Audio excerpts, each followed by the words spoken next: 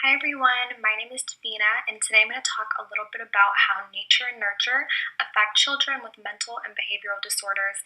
And today I'm going to focus primarily on attention deficit hyperactivity disorder, also known as ADHD.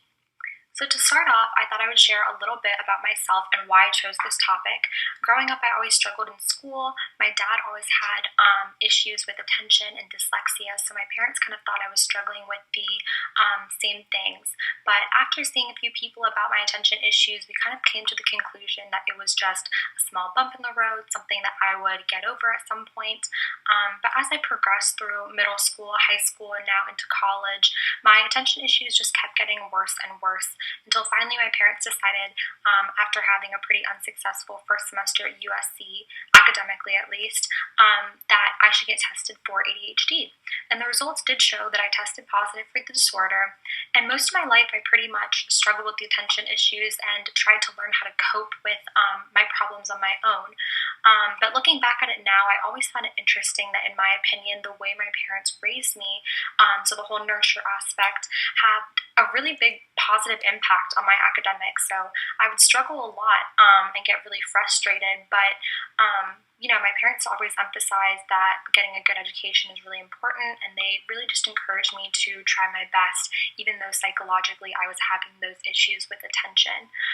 And of course, I think this is really relevant and important to the field of psychology, because mental health is just as, or arguably even more important than physical health sometimes.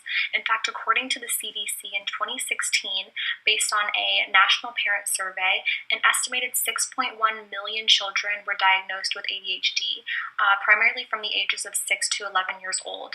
And then from 2003 to 2011, you can see also on the graph that the number of diagnoses for children increased by about 1 million every 4 years. On top of that, ADHD shares a lot of common symptoms to other mental and behavioral disorders. So this is something known as comorbidity, which is pretty much the presence of 2 or more diseases or medical conditions in a patient. So you can see here that in 2016, 52% of children with ADHD had some sort of behavioral or conduct issues, and 33% had anxiety, a few more as well. But what exactly is ADHD, and what are some common symptoms of ADHD? So ADHD is defined as a persistent pattern of inattention and or hyperactivity and impulsivity that interferes with functioning or development. So based on the Diagnostic and Statistical Manual of Mental Disorders, also known as the DSM-5, there are 2 common symptoms of ADHD that we'll go over. The first one is inattention. So this must be present for at least 6 months, and it can include things like lack of attention to detail, making careless mistakes in school, work, or other extracurricular activities, difficulty holding attention during tasks and activities, getting easily distracted or being forgetful. And then the second symptom is hyperactivity and impulsivity. So this includes things like fidgeting with your hands or feet, if you're squirming, restless, excessive talking, trouble maybe waiting for your turn, or might interrupt a lot. For me specifically, I'm very, very fidgety, so I'm constantly bouncing my leg, I wiggle my toes a lot. If I have like a pen or a mechanical pencil, I just constantly will click it over and over again. So those are a few kind of things that I do, but obviously it's different for every person. And another thing is ADHD is a behavioral disorder. So this involves a pattern of disruptive behaviors in children that last for at least 6 months and cause problems in school, at home, or in social situations. So similar definition to ADHD, and we kind of already talked about potential disruptive behaviors that are common for those with ADHD. Now, like I mentioned earlier, I think nature and nurture both play a really important role in children with or without mental or behavioral disorders like ADHD. So I kind of wanted to go over that since it is a key aspect of our topic. So what is nature versus nurture? So obviously this is probably something you've heard of before, and our textbook defines it as the debate about whether development is primarily influenced by nature or nurture. So nature refers to an organism's biological inheritance, so their genes, and nurture refers to its environmental experiences. So this could be things like who you surround yourself with, so commonly maybe like your parents, your siblings, other peers or friends. And before I dive into my field study that I focused on, I wanted everyone to kind of take out a sheet of paper or maybe even pull out your phone and think about different aspects of nature and nurture that affect your everyday life. So for example, in regards to nature, aside from ADHD, which is usually inherited from someone in your family, I got it from my dad, I also have brown skin and dark hair because both of my parents do. So physical appearances could be an example of nature. An example for nurture could be like your childhood experiences or maybe your culture. So I'm Indian, and that has a really big impact on my life. But once you've written down a few things, think about how those impact you and how some of those things on the nature list and the nurture list are connected with each other.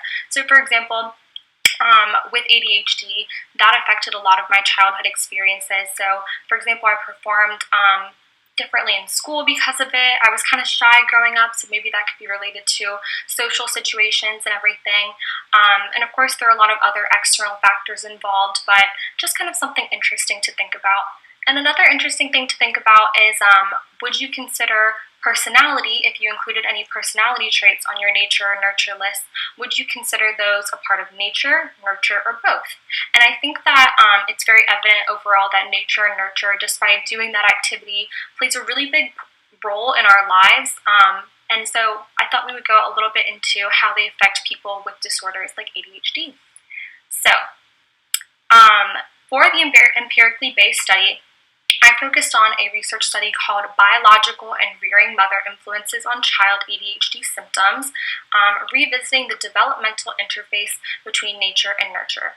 And so this was written by Gordon Harold, Leslie Lee, Douglas Barrett, Kit Allam, Janae Niederheiser, Misaki Natsuaki, Daniel Shaw, David Reese, and Anita Thapar. And this was published in 2013, so pretty recent.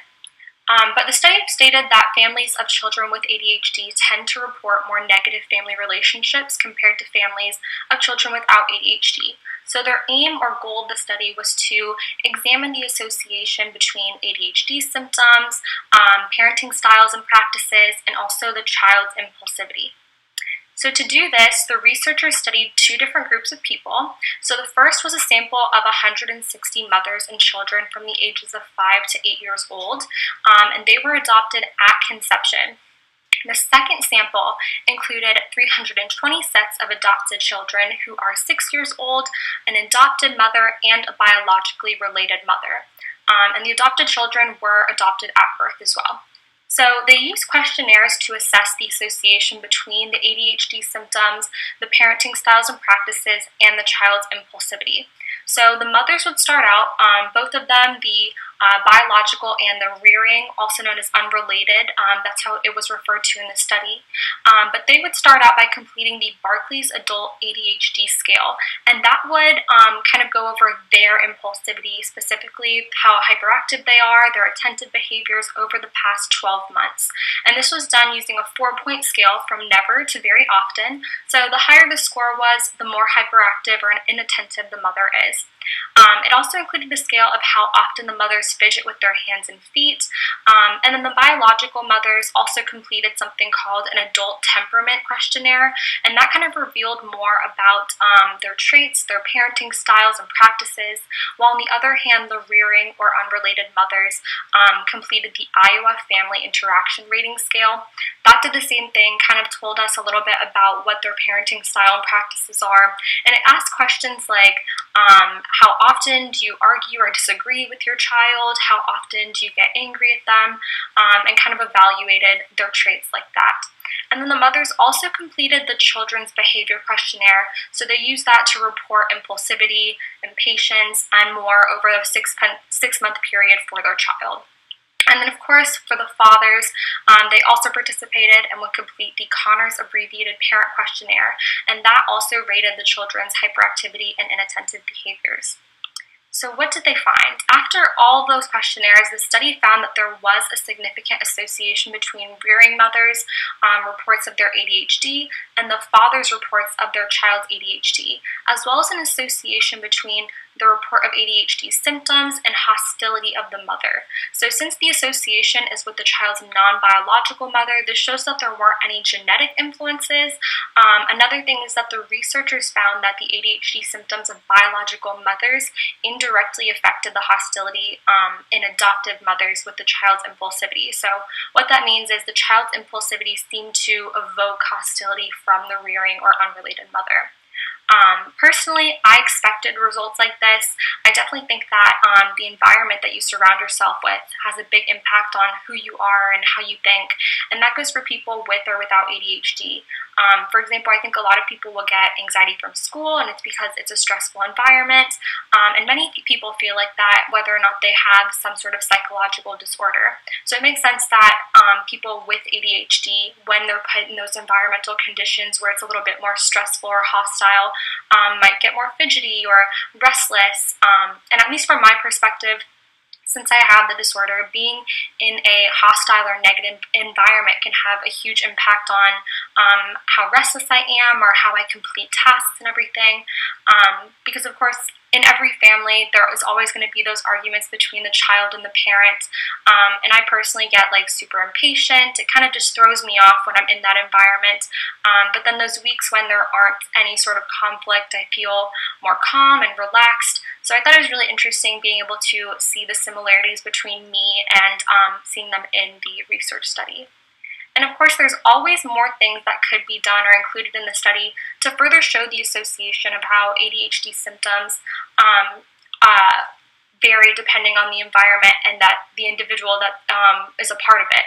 So as always, repeated trials with the same groups or of children and mothers, and perhaps even of different families, so that researchers can get a better idea of how strong the association is between symptoms and the environment.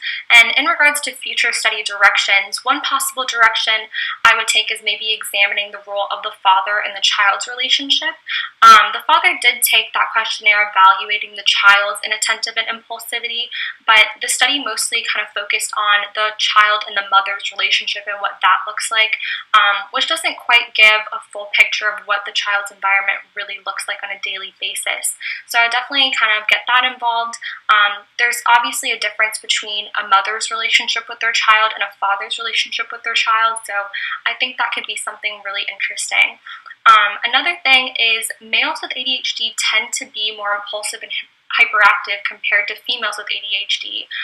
So in regards to which parent has ADHD, if the child is male or female, that would be another interesting perspective to look at. And the last thing I want to address is since males generally tend to be more impulsive and hyperactive compared to females, there are significantly more diagnoses of males with ADHD compared to females. So this could mean two things: that males might be overdiagnosed because of natural tendencies they might have, or maybe females are undiagnosed for whatever reason. And I think that this could suggest that there's some sort of like nature difference between males and females. And that being said, if you examine maybe like a pair of siblings with ADHD and with similar nurture conditions, since they grew up in the same household, you would be able to compare the difference between the prevalence of ADHD among the male siblings compared to the female siblings, which would provide an estimate of the effects of sex and the likelihood of ADHD. So that would be another really interesting thing to look into. And then in conclusion, based on the study, there seems to definitely be an association between nature and nurture and how they affect an individual with a mental or behavioral disorder like ADHD. The study really showed that there's an association between hostility of mothers and evoking impulsive, inattentive, and temperamental traits in children, which increase their ADHD symptoms. But that being said, there's still a lot of research that needs to be done to completely understand the topic, and hopefully one day we can determine the root causes of ADHD and other mental disorders and prevent the disorder altogether. But lastly, if you're interested in learning a little bit more about the empirical study or ADHD in general, I included the references right here I used in the project. Thank you.